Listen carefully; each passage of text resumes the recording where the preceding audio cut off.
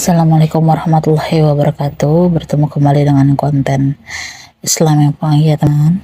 Semoga kita kembali dalam keadaan nikmat iman Islam. Amin ya rabbal alamin. Jangan pernah cemburu. Cemburu di sini maksudnya, teman-teman, ya, ada perasaan menyangka seujung tidak baik atas kehendaknya Allah. Sebagai contoh, kita merasa diri kita ibadahnya paling tekun. Kita mencoba membanding-bandingkan dengan orang lain yang menurut kita ibadahnya ala kadarnya tetapi hidupnya nikmat.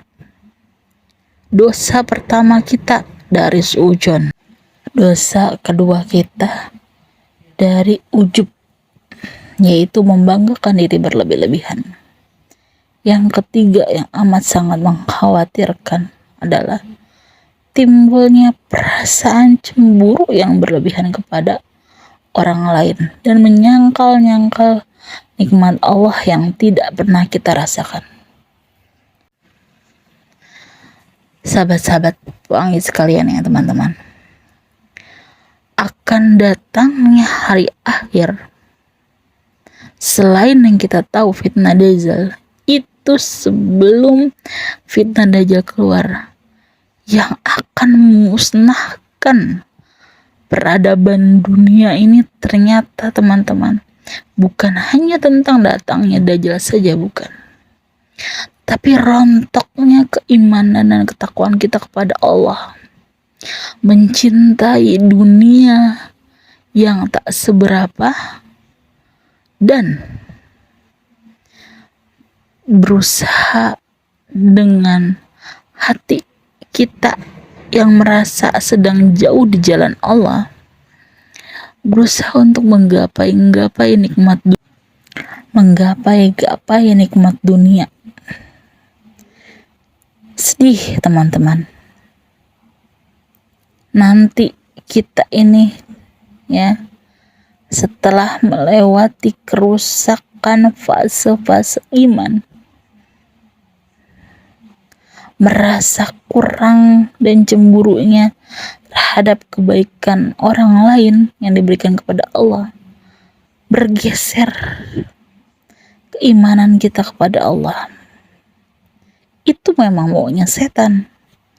Janji setan, ya, akan menggoda anak cucu Adam hingga hari kiamat.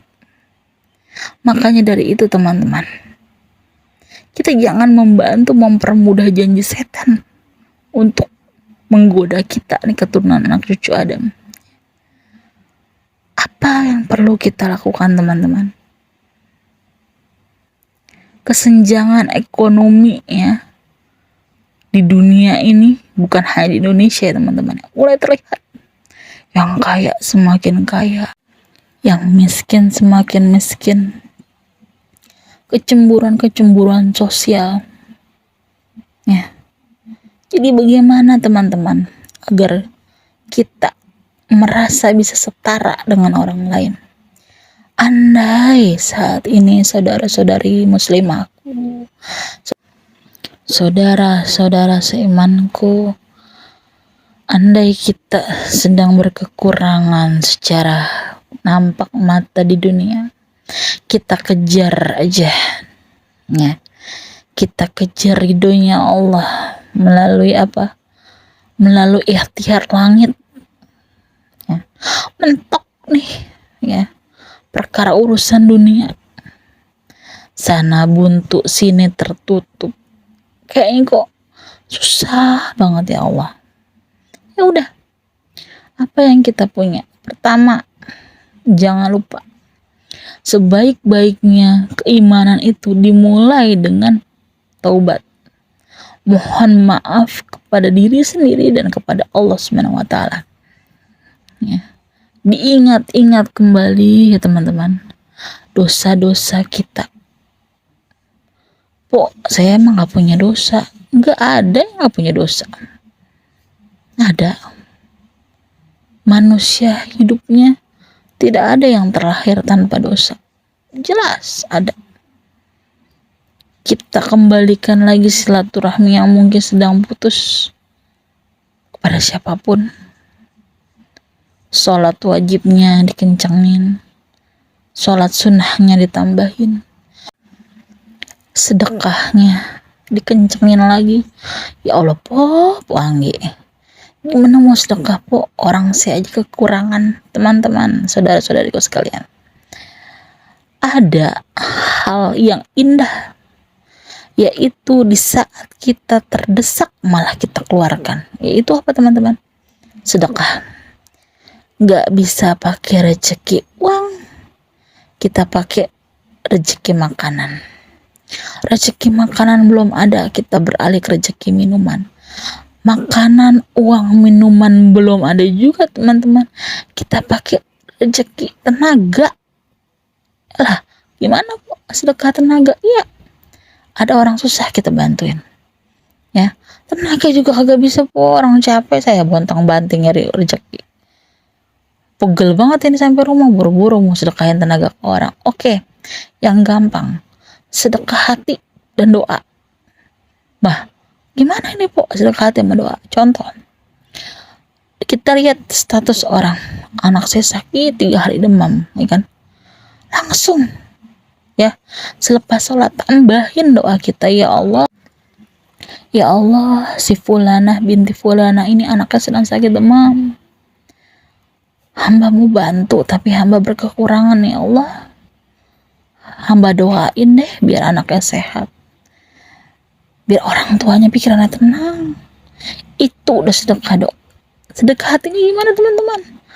Berusaha untuk menilai kesulitan orang lain, itu adalah gambaran ke depan kalau suatu saat nauzubillah min dzalik takdirnya kurang baik kepada kita, kita udah siap, ya teman-teman, ya.